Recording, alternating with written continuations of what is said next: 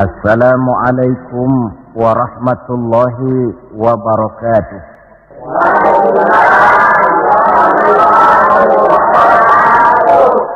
Alhamdulillah, alhamdulillahilladzi asra bi'abdihi laylan minal masjidil haram ilal masjidil aqsa.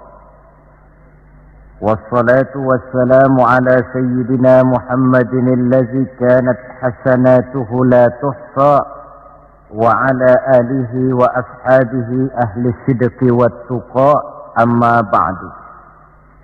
Saudara-saudara hadirin yang berbahagia,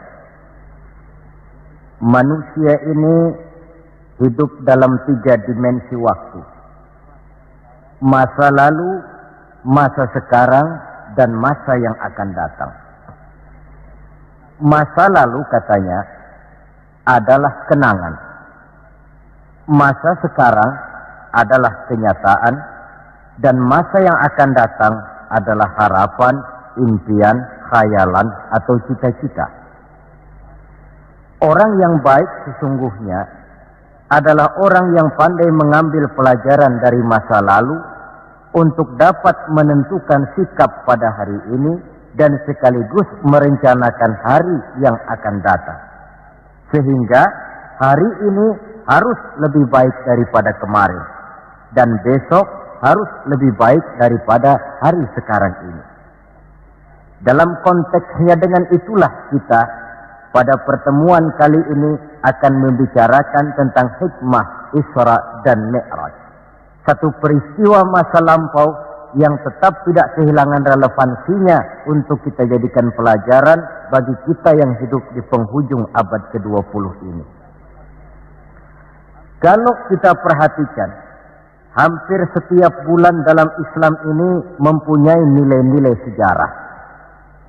Kalau kita bicara Muharram misalnya, kita diingatkan dengan peristiwa hijrah.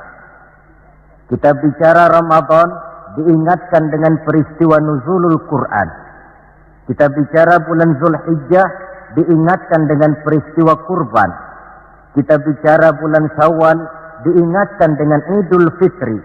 Kita bicara bulan Rabiul Awal, diingatkan dengan Maulid Nabi. Dan kalau kita bicara bulan Rajab, kita diingatkan kepada peristiwa Isra dan Mi'raj. Sebagai yang kita maklum, Quran itu memang bukan kitab sejarah. Tetapi Al-Quran banyak menceritakan peristiwa-peristiwa bersejarah. Dan kalau kita perhatikan, gaya bahasa yang digunakan oleh Al-Quran dalam menceritakan peristiwa-peristiwa bersejarah itu berbeda satu dengan lainnya. Istimewa sekali bahwa untuk menceritakan peristiwa Isra dan Mi'raj, Allah memulai ayatnya dengan menggunakan kalimat tasbih. Seperti yang kita baca dalam surah Bani Israel ayat pertama. Subhanallazi asra bi'abdihi laylan minal masjidil harami ilal masjidil aqsa. Maha suci Allah yang telah menjalankan hambanya pada suatu malam dari Masjidil Haram di Makkah ke Masjidil Aqsa di Palestina. Mari kita coba dekati ayat ini per kalimat untuk memudahkan pengertian kita di dalam memahami peristiwa Isra dan Mi'raj ini. Ayat ini dimulai dengan kalimat Subhanallazi. Dalam ilmu balaghah, kalimat semacam ini disebut dengan kalimat ijaz, yaitu kalimat yang redaksinya ringkas namun isinya padat. Di situ ada kata yang tersirat, yakni lafzul jalalah, sehingga asli kalimatnya Subhanallahillazi, maha suci Allah, dan ini disebut dengan kalimat tasbih. Banyak peristiwa-peristiwa bersejarah yang diceritakan dalam Al-Quran, tetapi jarang yang diawali dengan kalimat tasbih. Al-Quran menceritakan bagaimana Allah menciptakan Nabi Adam, tidak dimulai dengan kalimat tasbih. Al-Quran menceritakan bagaimana Fir'aun dan bala tentaranya ditenggelamkan di Lautan Merah, itu kejadian hebat tidak dimulai dengan kalimat tasbih. Pun Al-Quran menceritakan bagaimana umatnya Nabi Saleh, umatnya Nabi Hud dan lain sebagainya yang ditelan gempa bumi, ditiup angin topan, seluruhnya diceritakan dalam Al-Quran, tetapi tidak satu pun yang dimulai dengan kalimat tasbih. Istimewa untuk menceritakan Isra dan Mi'raj ini, Allah memulai ayatnya dengan kalimat tasbih. Subhanallazi, maha suci Allah. Maha suci dari segala kelemahan. Maha suci dari segala kekurangan. Maha suci dari segala ketidakmampuan. Allah mempertaruhkan kesuciannya untuk menjamin kebenaran peristiwa Isra dan Mi'raj. Dan sebagai pertanda, Isra dan Mi'raj bukan sekedar peristiwa biasa, tetapi Isra dan Mi'raj adalah peristiwa yang amat sangat luar biasa. Sampai Allah memulai ayatnya dengan menggunakan kalimat tasbih. Apa hikmah yang bisa kita ambil dari kalimat tasbih ini? Saudara, kita tahu di dalam agama kita ini kan ibadah macam-macam. Ada ibadah yang berat dan modalnya juga besar. Membangun masjid berat dan perlu biaya besar. Melaksanakan ibadah haji berat dan perlu biaya besar menurut umumnya ukuran ekonomi bangsa kita. Ini jenis ibadah yang berat dan perlu modal besar. Lalu ada pula ibadah itu yang berat tapi modalnya ringan. Seperti puasa. Puasa itu kan berat, puasa itu. Bukan menahan lapar dan hausnya yang berat, tetapi esensi puasa itu sendiri, yakni kemampuan mengendalikan nafsu. Kita ini kan kalau sedang puasa, lapar sih tahan, tapi marah kadang-kadang nggak tahan. Haus tahan, tapi ngomongin orang kadang-kadang nggak tahan. Padahal di situ esensi puasa, kemampuan mengendalikan nafsu. Dia ibadah yang berat, tapi modalnya ringan. Modal paling penting niat. Sahur itu kan hukumnya sunnah muakkadah. Yang wajib itu niatnya. Ini jenis ibadah yang berat, tapi modalnya ringan. Lalu ada pula ibadah itu yang ringan, modalnya pun ringan. Agama menyebutnya dengan kalimatut thayyibah. Ucapan-ucapan yang baik yang dibanyak diajarkan oleh agama kita. Bertemu teman, assalamualaikum, ibadah. Memulai pekerjaan, bismillahirrahmanirrahim, ibadah. Melihat sesuatu yang hebat, masya Allah. Melihat sesuatu yang luar biasa, subhanallah. Terkejut, astagfirullah. Mendapat nikmat, alhamdulillah. Terkena musibah, inna lillah wa inna ilaihi raji'un. Ibadah dengan modal yang ringan berupa mengucapkan kata-kata yang baik yang banyak diajarkan oleh agama kita. Ini kan ringan.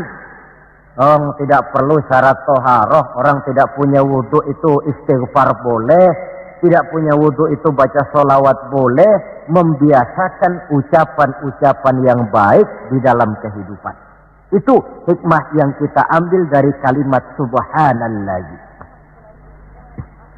Kalimat selanjutnya asra. Maha suci Allah yang telah menjalankan. Asal kalimat asra ini sara yasiru.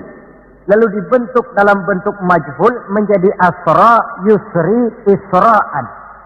Maha suci Allah yang telah menjalankan. Segera nampak dari ayatnya, saudara-saudara, bahwa dalam peristiwa Isra dan Mi'raj itu yang aktif sebenarnya Allah. Nabi pasif. Allah yang menjalankan, Nabi yang dijalankan. Orang dijalanin tentu terima beres, namanya juga dijalanin. Maka tidak heran kalau beliau berangkat dari Mekah kemudian menuju Masjidil Aqsa di Palestina. Dari sana naik ke langit pertama, 2, 3, 4, 5, 6, 7. Dari sana naik lagi ke Rafraful Akhdar, sampai ke Sidratil Muntaha, sampai di bawah Aras, menerima perintah sholat, melakukan kunjungan ke surga dan neraka, kembali lagi ke Mekah tidak lebih daripada 1/3 malam. Kok bisa ya? Kalimatnya Asra. Allah yang menjalankan, Nabi yang dijalani. Tentu saja karena dijalankan, beliau lalu terima beres. Andai kata Rasul berjalan sendiri, terang beliau tidak akan mampu menempuh jarak yang demikian jauh dalam waktu yang relatif singkat. Artinya, di dalam memahami peristiwa Isra dan Mi'raj ini, yang dipakai bukan logika intelektualitas manusia, tetapi logika kemahakuasaan yang mutlak dari Allah Subhanahu wa ta'ala. Satu contoh kecil. Saya satu hari berangkat ke Bogor. Jam 9 saya berangkat dari rumah, ambil baju di lemari, saya pakai, berangkatlah saya ke Bogor. Saya tidak tahu kalau di kantong baju saya ada semutnya. Saya pun berangkat ke Bogor. Jam 10 sampai di Bogor, setengah 11 urusan selesai, kembali lagi ke rumah, setengah 12 sudah sampai di rumah. Baju saya buka, saya gantung kembali di lemari, semutnya keluar dari kantong, cerita sama teman-temannya. Saudara-saudara bangsa semut, percayalah saya baru saja pulang dari Bogor. Kata temannya, jam berapa kau berangkat? Tadi jam 9. Lalu setengah 12 sudah sampai lagi di sini. Iya. Temannya yang berpikir menurut logika semut, mana mungkin percaya. Tentu akan berkata, bagaimana mungkin mut? Badanmu begitu kecil, jalanmu begitu lambat, masa ke Bayoran Bogor jam 9 berangkat, setengah 12 sudah pulang lagi? Temannya tidak tahu, semut bukan jalan sendiri, tapi nyempeng di kantong saya. Dahulunya Abu Jahal, Abu Lahab, dan abu-abu lainnya, itu mikirnya pakai logika manusia. Ya jelas toh, peristiwa ini tidak akan bisa dicernakan oleh logika. Karena itu kalau sedikit orang mau merenungi ayatnya, tidak terlalu sulit memahami Isra dan Mi'raj. Dia kehendak Allah, bukan kehendaknya Rasulullah Sallallahu Alaihi Wasallam. Ini kalimat Asra. Kemudian kalimat bi'abdihi, Maha suci Allah yang telah menjalankan hambanya. Kenapa kok Allah memakai kalimat tidak langsung? Kan lebih enak saja kalau Allah bilang misalnya, Subhanallazi asra bi Muhammad, Maha suci Allah yang telah menjalankan Muhammad. Begitu saja, kenapa sih? Kenapa harus pakai bi'abdihi, Maha suci Allah yang telah menjalankan hambanya? Pakai kata-kata hamba. Apa maksudnya? Nah, di dalam kalimat hamba ada dua data. Data pertama, kalimat hamba di sini menjelaskan bahwa Nabi Muhammad itu Isra dan Mi'raj dengan roh dan dengan jasad sekaligus. Sebab apa? Orang hanya dipanggil hamba kalau punya roh dan punya jasad. Jasad tanpa roh namanya mayit.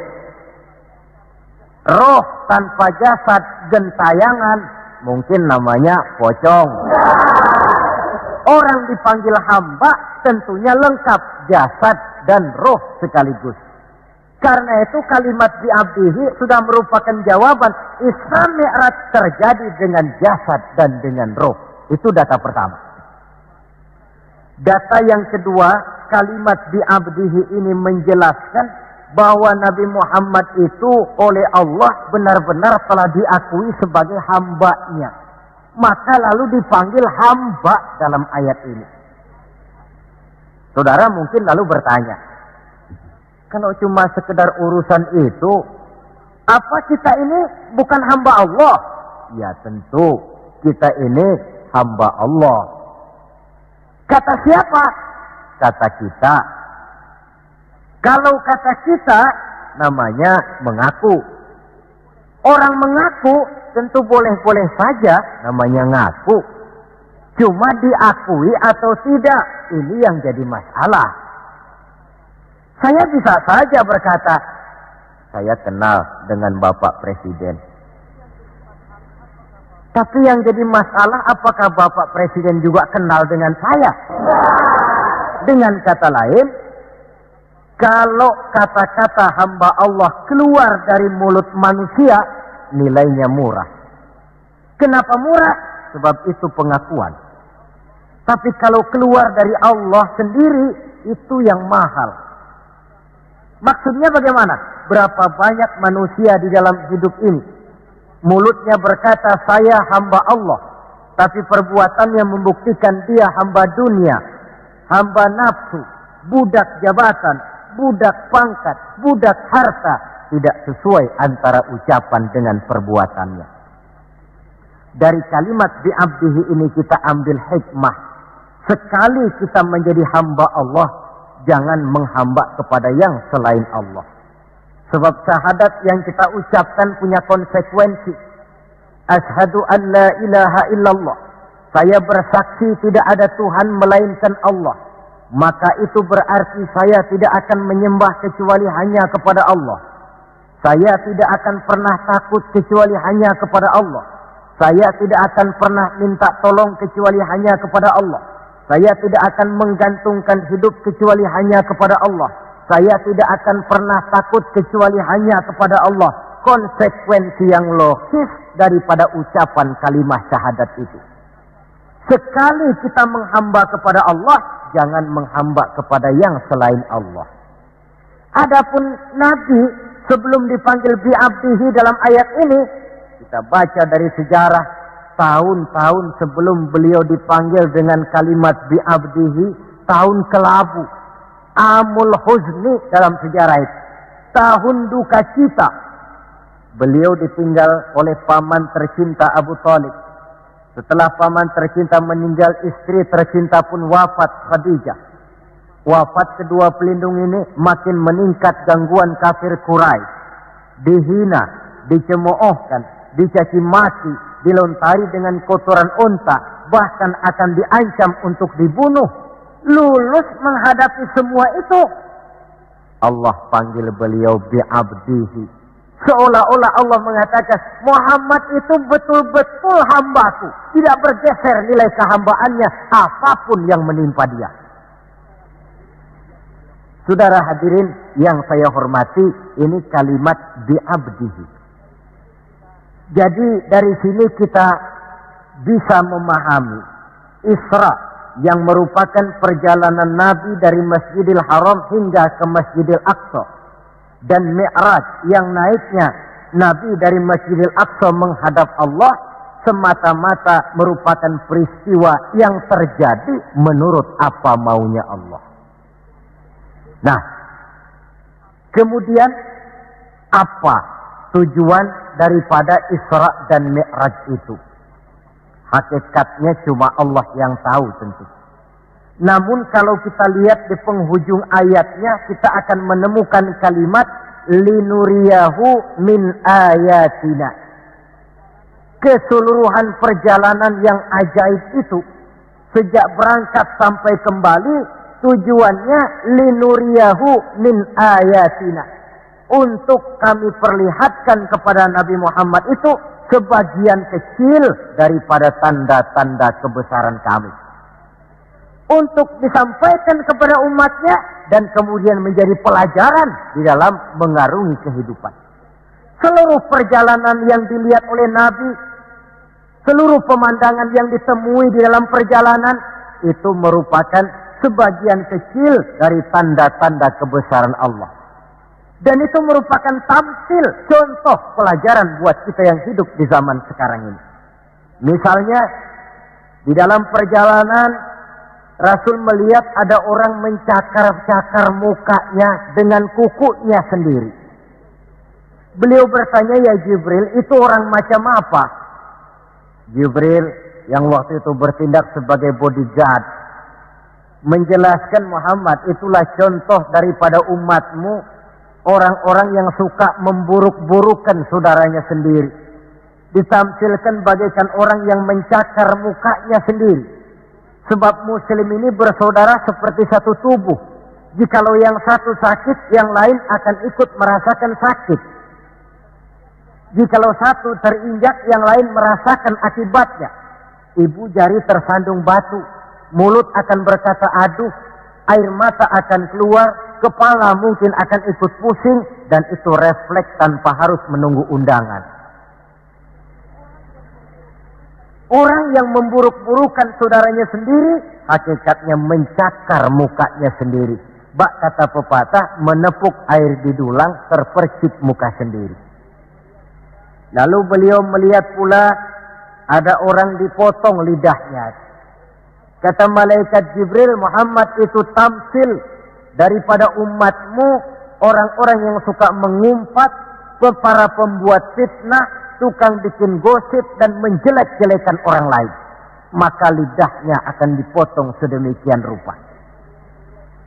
Lalu beliau melihat pula dalam perjalanan ada orang memikul kayu. Sudah cukup berat, rengkek dia membawa beban yang cukup berat itu. Anehnya malah beban yang sudah cukup berat itu bukan dikurangi, malah ditambahi. Makin berat, makin ditambah. Makin berat, makin ditambah. Sampai Nabi heran dan tanya, Jibril, apa lagi kalau ini? Nah, Muhammad, ini tamsil daripada umatmu, orang-orang yang dipercayakan untuk memikul satu amanah, tetapi amanah yang satu belum dia laksanakan, sudah diterima amanah yang lain. Akhirnya bertumpuk-tumpuk di pundaknya amanah-amanah yang harus disampaikan. Orang yang terlalu banyak jabatan, tetapi kemudian ternyata tidak mampu melaksanakan tugasnya. Tapi dikasih jabatan baru, mau lagi. Dikasih yang baru, mau lagi. Soal mampu of tidak, soal nomor 2, yang penting punya jabatan. Orang yang di dalam menerima suatu pekerjaan tidak pernah mengukur dengan batas kemampuan yang dimilikinya. Lalu beliau melihat pula ada sekelompok orang menanam. Hari itu dia menanam, hari itu juga tumbuh, hari itu juga keluar buahnya. Diketamnya, lalu tumbuh lagi gantinya. Tiap kali diketam, tiap kali keluar buahnya. Itu tamsil apa ya Jibril?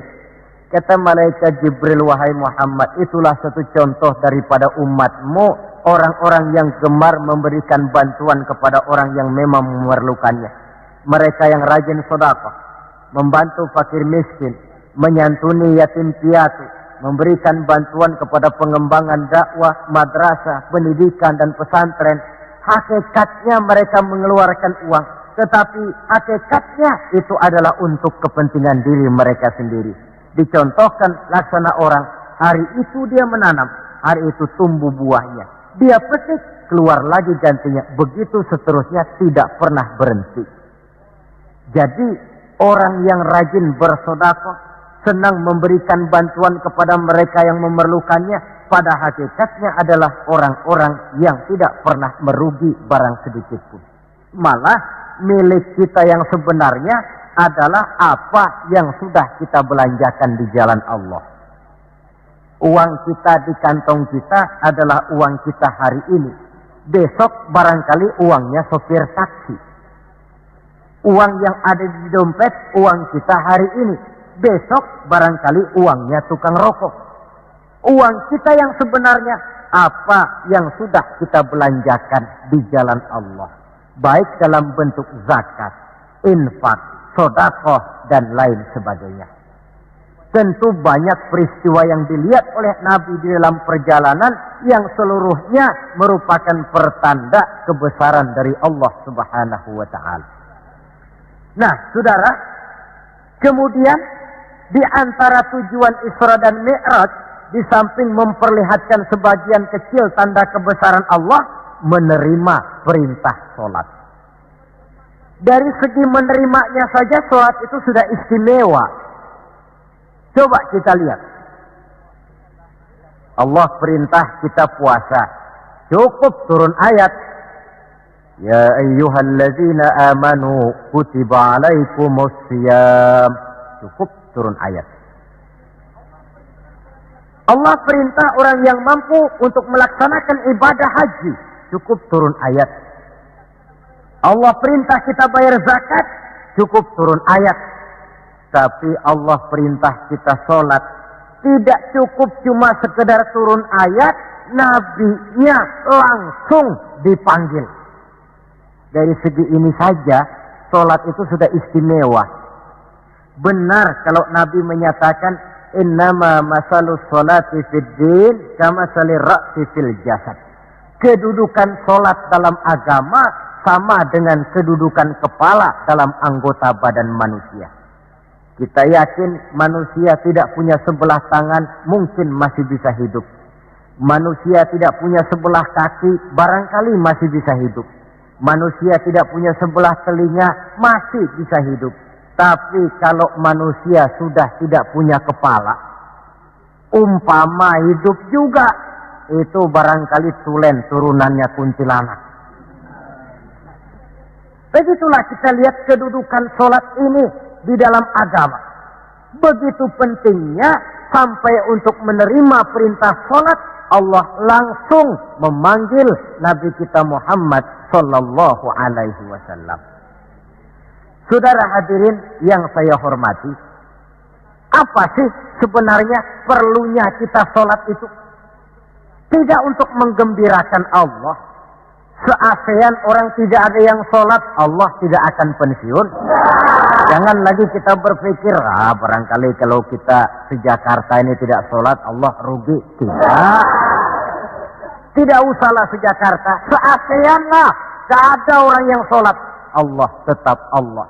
Sebab ia menjadi Allah, tidak ada ketergantungannya kepada manusia.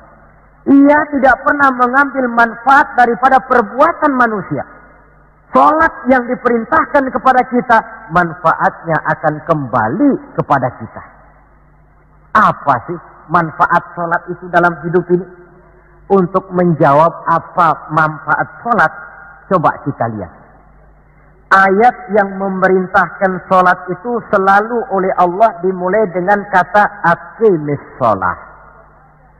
Tidak ada i'malis sholat, if'alis sholat. Tidak. Mesti aqimis sholat.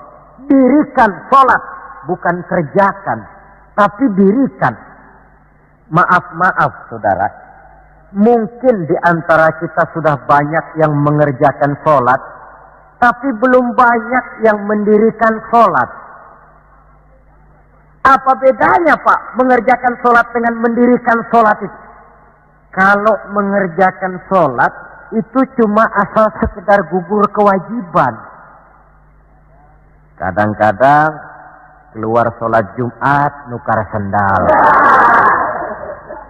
Mentang-mentang khotibnya khutbah, saudara-saudara kaum muslimin, ambillah yang baik, tinggalkan yang buruk. Lalu keluar praktek. Padahal sholat, di situ kita lihat bahwa orang macam ini sebenarnya hanya sekedar baru mengerjakan sholat, belum mendirikan sholat. Padahal agama menuntut kita dirikan sholat. Apa pengertian mendirikan sholat itu? Mendirikan sholat artinya mengerjakan sholat dengan betul, cukup syarat rukunnya, selesai sholat, ajaran sholat diterjemahkan di luar sholat.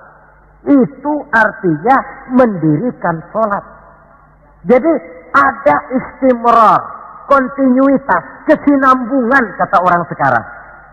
Pada waktu dia mengerjakan sholat kelihatan khusyuknya. Setelah selesai dia sholat, kembali ke masyarakat, kembali ke tempat tugas, ajaran sholat diterjemahkan di sana. Nah, saudara hadirin, apa ajaran sholat yang harus kita terjemahkan dalam hidup, yang artinya ini merupakan manfaat daripada sholat? Pertama, Salat mengajarkan kita satu sifat yang disebut rendah hati. At-tawadhu. Rendah hati bagaimana?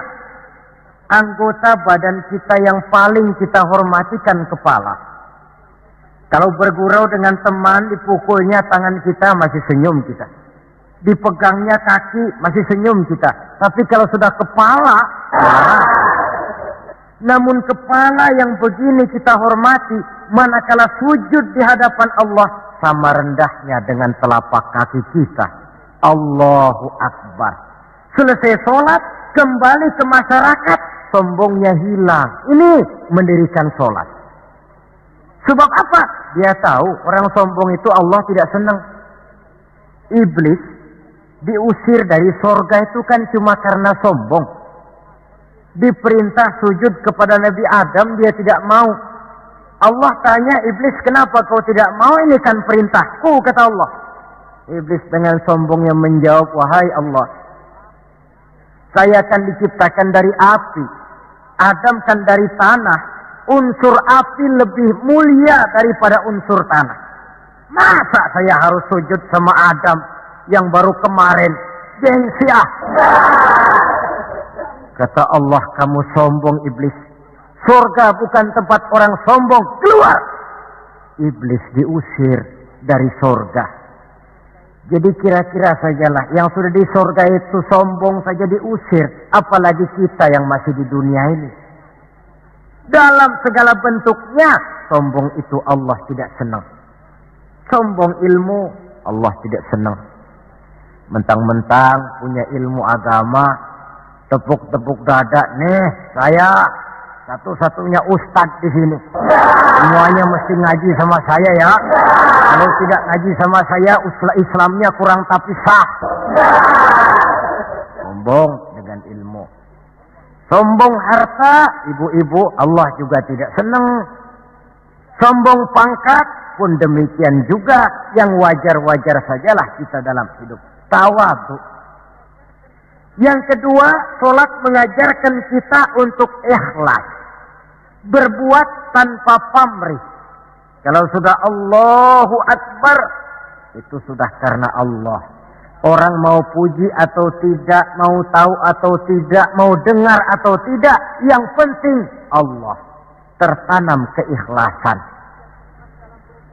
Bagaimana orang yang ikhlas dalam berbuat itu? Maaf. Orang yang ikhlas dalam berbuat itu seperti orang buang air besar. Saudara, kalau saya tanya, pagi-pagi buang air besar itu ikhlas apa tidak?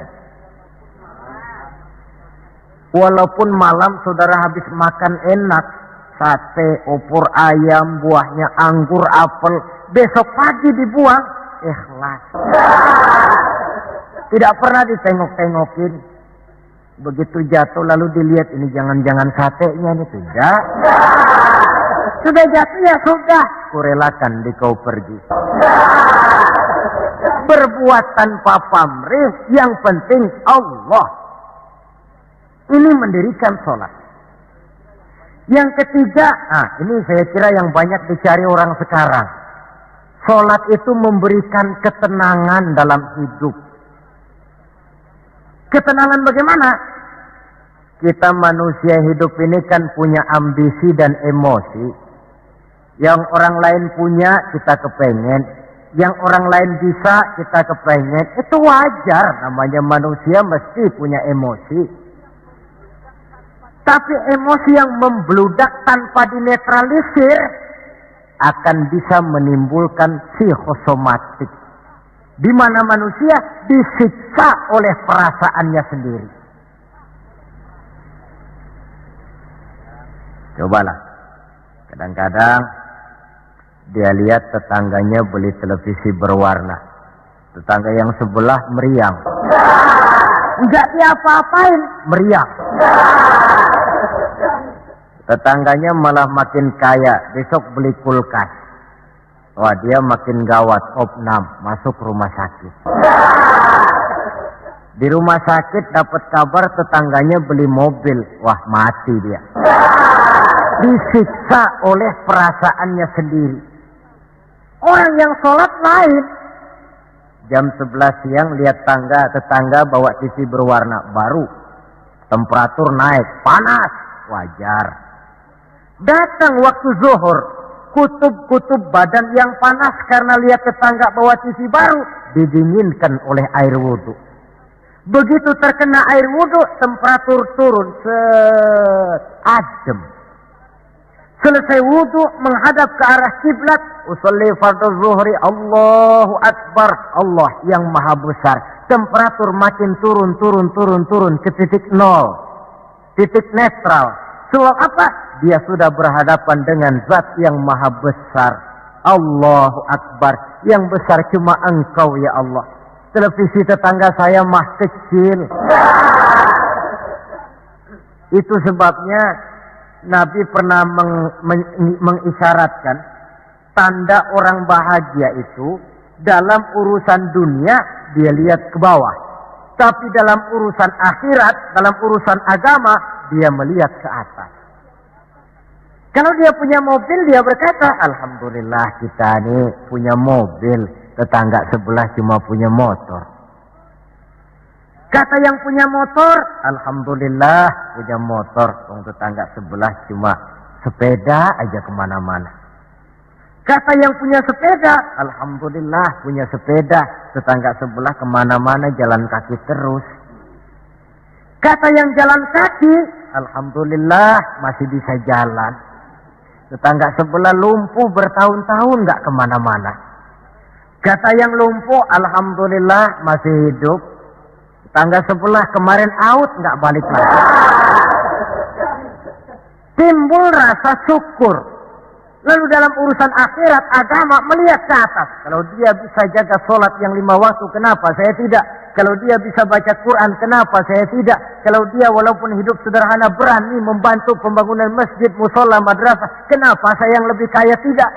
Timbul keinginan untuk mencontoh orang dalam ibadah menimbulkan kepuasan batin. Sebaliknya, mencontoh orang dalam urusan harta menimbulkan rasa penasaran, hasud, dengki, tidak senang melihat orang lain mendapat nikmat, dan paling akhir disiksa oleh perasaannya sendiri. Ketenangan dalam hidup, ketenangan dalam rumah tangga tercipta karena sholat. Cobalah, kalau seorang istri, suami ahli sholat, istrinya sholat, jam 4 bangun, dibangunkan istrinya, bu, mari sudah menjelang subuh, ayolah kita ambil air wudhu, berangkat. Selesai dia ambil air wudhu, dia sunnah qobliyahnya 2 rakaat. Kalau dekat ke musola masjid, jamaah ke musola masjid. Kalau jauh, jamaah di rumah. Nikmat rumah tangga muslim itu. Si suami jadi imam, istri jadi makmum. Suami takbir, istri takbir. Suami ruku, istri ruku. Suami sujud, istri sujud. Selesai sholat, assalamualaikum warahmatullah, assalamualaikum warahmatullah. Si istri mencium tangan suaminya, bang, kalau tadi siang banyak dosa saya, maafkan bang. Nikmat rumah tangga muslim tercipta karena sholat. Satu hari bertengkar, yang cengcong, hang heng hong, ribut suami. Datang waktu zuhur, kata suaminya, bu, waktu zuhur sudah datang. Pertempuran kita hentikan sebentar. Gencatan senjata mulai. Ayo kita sholat. Ayo kau jadi imam lah. Suami jadi imam, istri jadi makmum. Biar monyong-monyong dikit, sholat. Sholat, assalamualaikum warahmatullah, assalamualaikum warahmatullah. Si suami menoleh ke belakang, bu, kalau memang masih penasaran, terusin yuk. Saya kira kalau memang masih terus juga, itu memang dasar ahli bertengkar. Sudah profesional itu. Pakai sholat saja tidak mempan, bagaimana pula dengan yang lain. Sholat membawa ketenangan dalam hidup pribadi, berumah tangga, bahkan bermasyarakat sampai kepada bernegara. Inilah makna inna sholata tanha anil fahsya'i wal munkar. Sholat yang didirikan dengan betul mampu mencegah manusia daripada perbuatan yang keji dan munkar. Saudara hadirin yang saya hormati, dengan demikian maka sholat adalah keperluan kita, bukan keperluannya Allah. Dan waktunya sudah diukur sedemikian rupa. Coba lihat, antara subuh dengan zuhur itu intervalnya panjang. Sebab apa? Allah juga tahu di situ jam-jam sibuk. Pegawai di kantor, petani di ladang, di sawah, pedagang di pasar, maka di situ tidak ada sholat kecuali sholat sunnah. Bekerja kita dari pagi sampai siang sampai udara panas, timbul stres. Datang refreshing, istirahatlah, jangan diforsir, ademi dengan wudu, lalu sholat zuhur. Selesai sholat zuhur, kembali lagi ke tempat tugas. Antara zuhur dengan asar, intervalnya lebih pendek. Sebab apa? Dalam udara panas, kerja cepat melelahkan. Maghrib dengan isya, intervalnya lebih pendek lagi. Sebab apa? Sudah masuk malam, sebagian besar kejahatan justru terjadi pada waktu malam. Antara isya dengan subuh, intervalnya memang panjang. Tapi di sana ada terminal kontrol cadangan yang disebut tahajud, hajat, dan sebagainya.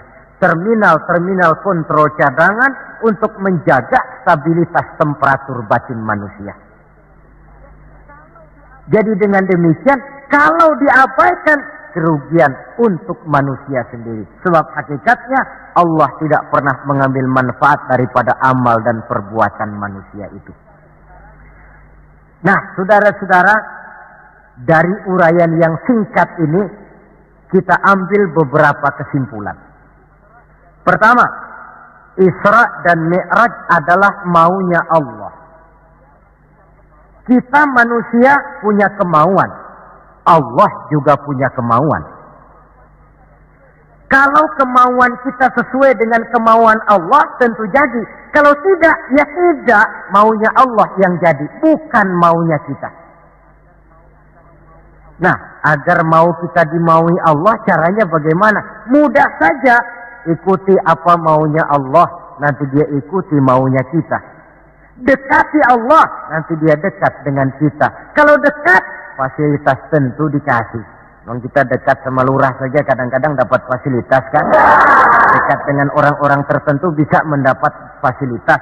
Dekat dengan Allah, demikian juga adanya. Sarana komunikasi yang paling efektif untuk mendekati Allah, sholat adanya. Yang kedua, seluruh kejadian dalam alam hanya bisa terjadi karena dua proses. Pertama yang disebut proses kauniyah, yaitu seluruh kejadian yang terikat oleh hukum kausal, hukum sebab akibat. Kalau begini, mesti begitu. Kejadian seperti ini bisa diperhitungkan, dapat diperkirakan, dan bisa dianalisa. Tapi ada kejadian lain yang disebut proses rabbaniyah. Kejadian yang terjadi menurut apa maunya Allah dan tidak tunduk kepada manusia, kepada hukum kausal. Contoh, kalau ada anak kecil, logika kita akan lalu mikir, ini ada anak kecil, mesti ada bapaknya, mesti ada ibunya. Ibu bapak sebab anak akibat, itu proses kausal. Tapi kalau Allah yang mau, tidak mesti. Nabi Adam, ibu tidak ada, bapak tidak ada, Allah mau, jadi. Tidak bisa diselidiki secara eksakt. Bagaimana ya proses terjadinya Nabi Adam secara antropologi budaya? Buntu. Nabi Isa, ibu ada, bapak tidak ada, Allah mau, jadi. Tidak bisa diselidiki secara medis. Bagaimana ya menurut ilmu kedokteran, kok Siti Maryam bisa hamil padahal dia tidak punya suami? Mukjizat. Maryam hamil tanpa suami, Allah yang mau. Cuma tentu agak kita sesalkan bahwa di zaman sekarang ini rupanya banyak juga perempuan-perempuan tidak mau kalah dengan Siti Maryam ini. Ini barangkali termasuk mukjizat abad 20. Saudara-saudara, otoritas intelektual perlu, tapi tidak bisa mentargetkan. Beberapa tahun yang lalu, Direktorat Vulkanologi itu sibuk mengawasi 2 buah gunung berapi yang dianggap bahaya kelas 1 dan setiap saat bisa meletus. Sore, pagi, siang, malam diawasi. Merapi di Jawa Tengah, dan Anak Krakatau di Selat Sunda. Apa yang kemudian terjadi? Yang diawasi tenang-tenang saja. Yang tidak diawasi malah batuk-batuk, galunggung. Begitu galunggung meletus, komentar macam-macam. Kata Direktorat Vulkanologi, oh itu kan gejala alamiah, gejala alamiah. Kata yang seniman, oh itu karena alam sudah bosan bersahabat dengan manusia. Macam-macamlah komentar. Tapi satu hal yang jelas, otoritas intelektual manusia itu harus sadar akan kelemahan keterbatasannya. Janganlah karena terlalu memuja otak sampai kita lupa kepada yang bikin otak. Sebab bagaimanapun jeniusnya otak manusia, yang bikin otak tentu lebih jenius lagi. Kita kagum dengan otak manusia, tapi kadang-kadang kita lupa dengan sang pembuat otak. Isra Mi'raj, proses Rabbaniyah. Allah yang mau, bukan Nabi Muhammad yang mau. Api, kalau menurut kita kan api itu panas, membakar. Kalau menurut Allah tidak, api itu netral. Netral bagaimana? Terserah maunya Allah. Kalau dia mau api panas, ya panas. Kalau tidak, ya tidak. Panas dan tidaknya bukan untuk manusia, bukan untuk Allah, tetapi untuk manusia. Maka Nabi Ibrahim pada waktu oleh Raja Namrus dilempar ke kobaran api yang menggunung, seujung rambut pun dia tidak terbakar. Sebab apa?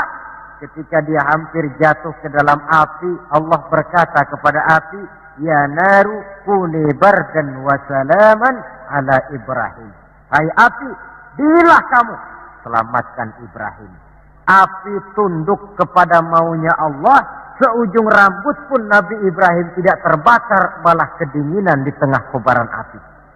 Kasus macam ini tidak bisa diselidiki secara eksakt. Bagaimana kok Nabi Ibrahim itu enggak kebakaran di dalam api? Oh, barangkali baca ayat itu tuh yang tadi itu. Saudara boleh coba. Bacalah, ya narukuni bardan wa salaman alayya. Masuk saudara ke dalam api, insya Allah mateng. Kalau potongan kita. Sebab yang kita mau itu belum tentu Allah mau. Kalau yang kita mau Allah mau, tentu jadi. Kalau tidak, tidak. Isra Mi'raj sekali lagi. Peristiwa Rabbaniyah dan bukan peristiwa kauniyah. Logika di dalam memahaminya bukan logika intelektual, tetapi logika kemahakuasaan yang mutlak dari Allah Subhanahu wa ta'ala. Yang ketiga, marilah kita berusaha agar setiap gerak hidup dalam dunia ini bernilai ibadah. Sekurang-kurangnya berupa ucapan-ucapan yang baik. Bukankah yang namanya ibadah itu ya sholat ibadah, puasa ibadah, zakat ibadah, haji ibadah. Tapi tidak terbatas kepada hanya sekedar itu. Membangun rumah sakit, membangun sekolah, membangun panti asuhan yatim piatu, itu keseluruhannya merupakan ibadah. Sekurang-kurangnya ibadah dalam bentuk ucapan-ucapan yang baik, yang menyenangkan orang dan berpahala kita mengucapkannya. Ini tidak terlalu sulit dan bisa kita praktekkan di dalam kehidupan sehari-hari. Begitu pentingnya soal ucapan, sampai dalam satu ayat Allah menjelaskan, wa qaulun ma'rufun khairun min shadaqatin yatba'uha adza. Ucapan yang baik itu lebih disukai Allah daripada sedekah tapi menyakitkan hati orang yang menerimanya. Sedekah itu pahalanya besar tentu, tapi kalau menyakitkan hati orang yang menerima, lebih baik ngomong yang enak-enak sajalah. Termasuk ini kalimatut thayyibah, ucapan yang baik. Yang keempat, marilah kita menjaga stabilitas kita sebagai hamba Allah. Miskin hamba Allah. Jadi orang kaya tetap hamba Allah. Orang biasa hamba Allah. punya pangkat, jabatan, kedudukan, tetap hamba Allah. Dalam keadaan bagaimanapun posisi kita, nilai kehambaan jangan bergeser adanya. Yang kelima, Isra Mi'raj sesungguhnya merupakan batu ujian. Setelah terjadi peristiwa Isra Mi'raj, kelihatan mana yang loyang, mana yang emas, mana yang batu kerikil, mana yang mutiara dan intan. Setelah terjadi Isra dan Mi'raj, yang beriman makin mantap imannya, yang ragu-ragu makin kembali malah kepada kekafiran, yang memang sudah kafir makin menghebat kekafirannya. Rombongan pertama yang makin mantap imannya diwakili oleh Abu Bakar Siddiq. Sehingga ketika diceritakan orang kepadanya, wahai Abu Bakar, sahabatmu Muhammad itu sudah gila dia. Gila bagaimana? Masa dia cerita katanya tadi malam dia dari Masjidil Aqsa, lalu sekarang sudah ada di Mekah lagi. Betul dia cerita macam itu? Betul. Saudara, kalau memang Muhammad yang cerita macam itu, jangankan cuma sekedar sampai Masjidil Aqsa di Palestina, lebih daripada itu pun kalau dia yang memang betul cerita, saya percaya. Makin mantap. Yang ragu-ragu malah ada yang kembali kepada kekufuran. Yang kafir malah makin menghebat kekafirannya. Maka Isra Mi'raj merupakan ujian bagi umat untuk menyaring, merupakan filter mana umat Nabi yang benar-benar yakin dengan iman, dan mana yang setengah-setengah, dan mana yang murtad, kemudian mana yang ingkar dan kafir. Oleh karena itu, hakikatnya kejadian apapun yang kita alami dalam hidup, hendaklah berlaku seperti Nabi Sulaiman alaihi salam. Diberikan beliau kekuasaan, diberikan pengetahuan, diberikan harta yang banyak. Atas semua itu, beliau hanya berkata, "Hadza min fadli Rabbi liyabluwani aashkuru am akfur." Semua ini, kekuasaanku, hartaku, ilmu pengetahuan yang diberikan kepadaku, ini cuma sekedar karunia untuk menguji diriku, adakah aku bersyukur karenanya atau malah aku menjadi ingkar karenanya. Maka bersyukurlah kita yang hidup di satu zaman yang jauh dari zamannya Rasulullah. Kita belum pernah berjumpa dengan beliau, belum pernah mendengar suara beliau, tidak melihat gerak langkah di perjalanan beliau. Entah kita beriman dengan peristiwa Isra dan Mi'raj ini. Jauh lebih beruntung daripada orang-orang yang langsung ditongkrongi Nabi.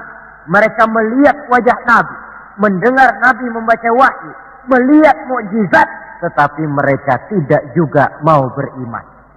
Nilai-nilai iman ini kalau tidak kita pelihara dan kita syukuri, akan bisa bergeser, ditelan oleh segala macam godaan dan cobaan yang kita hadapi di dalam perjalanan hidup ini. Saudara-saudara hadirin yang saya hormati, dengan begitu maka Isra dan Mi'raj dengan segala kejadian yang ada di dalamnya, sekali lagi merupakan bukti kemahakuasaan yang mutlak dari Allah dan kelemahan serta keterbatasan dari kemampuan yang dimiliki oleh manusia.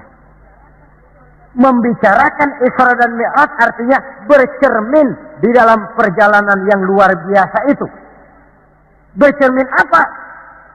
Bahwa pengetahuan manusia, taruhlah dia sudah melanglang buana ke ruang angkasa, tapi masih terbatas kepada alam yang fisika, dan itu pun sedikit sekali. Belum dia menyeberang ke alam metafisika. Kekayaannya, apalah artinya kekayaan manusia ini? Jabatan barangkali, kita semua sadar bahwa pangkat yang paling tinggi sebenarnya kan pensiun. Titel yang paling akhir tidak lain adalah almarhum. Setiap kita akan berjalan ke arah itu, sehingga tidak terkena apa yang diingatkan Allah. Kalla innal insana la yatgha ar-ra'ahu istaghna.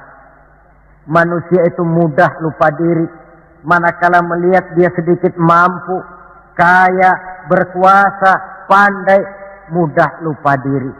Cobalah lihat Berapa banyak orang-orang yang tadinya sudah adil, berjuang menegakkan keadilan, namun di tengah jalan dia bisa berbalik meluncur menjadi orang yang justru menginjak-injak keadilan itu sendiri. Berapa banyak orang-orang yang tadinya sudah benar, berjuang menegakkan kebenaran, atau sekurang-kurangnya berniat untuk membela kebenaran, tapi di tengah jalan dia bisa berbalik menjadi orang yang justru hanya mau benar sendirian, walaupun tidak benar bagi orang lain. Wa idza massal insana durru da'ana li janbihi aw qa'idan aw qa'ima falamma kashafna anhu durrahu marra ka'an lam yad'una ila durrin massahu. Kalau manusia ditimpa kesulitan, dia bermohon kepada Allah supaya dihilangkan kesulitan, baik pada waktu berdiri, sambil berbaring, sambil tidur.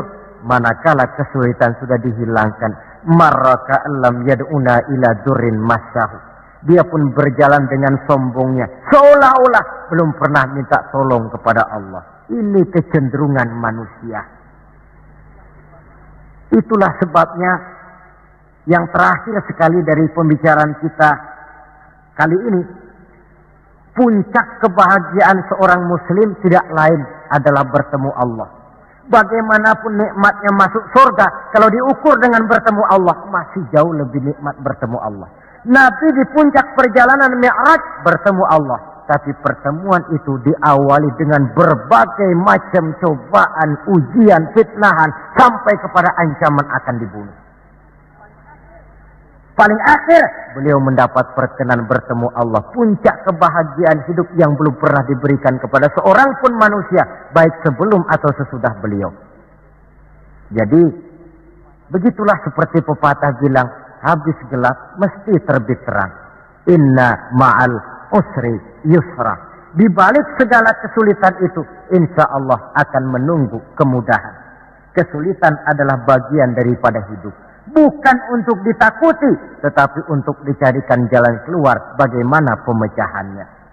Saudara, inilah pembicaraan kita pada pertemuan ini. Walaupun selintas, mudah-mudahan bisa memberikan gambaran tentang Isra dan Mi'raj yang pada gilirannya akan memperkuat nilai-nilai keimanan kita dalam rangka melaksanakan apa yang diperintah Allah dan menjauhi apa yang dilarangnya.